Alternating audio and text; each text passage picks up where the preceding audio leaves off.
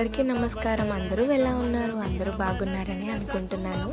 ఈ పాటికే మీరు నేను ఎక్కడికి వచ్చానో గెస్ట్ చేసేసి ఉంటారు కదా.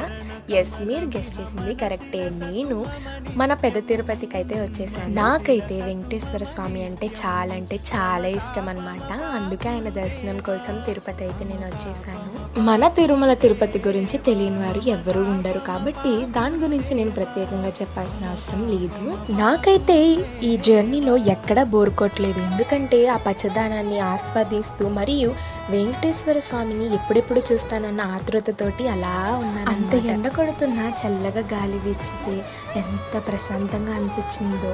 నాకైతే చాలా రిలాక్స్డ్గా అనిపించింది. మనకి మనసులో బాధ కానీ ఆందోళన కానీ ఏమున్నా సరే ఒక్కసారి తిరుపతి వచ్చామంటే అవన్నీ ఇట్టే పోతాయి.